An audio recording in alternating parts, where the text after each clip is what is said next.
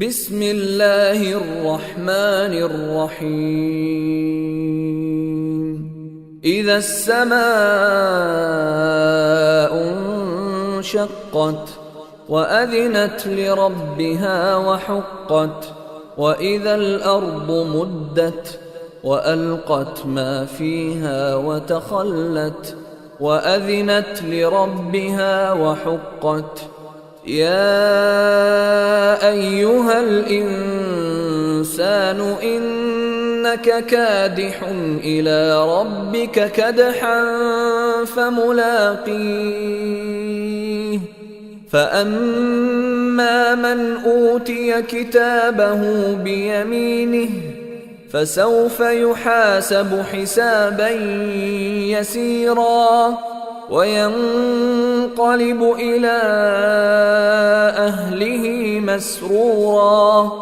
وأما من أوتي كتابه وراء ظهره فسوف يدعو ثبورا ويصلى سعيرا إنه كان في أهله مسرورا إنه ظن أن لن يحور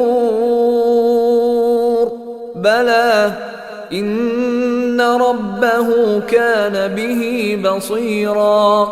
فلا أقسم بالشفق والليل وما وسق والقمر إذا اتسق لتركبن طبقا عن طبق فما لهم لا يؤمنون.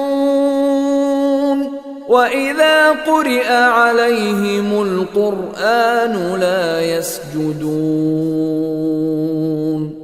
بل الذين كفروا يكذبون والله أعلم بما يوعون فبشرهم بعذاب أليم إلا الذين آمنوا وعملوا الصالحات لهم أجر غير ممنون.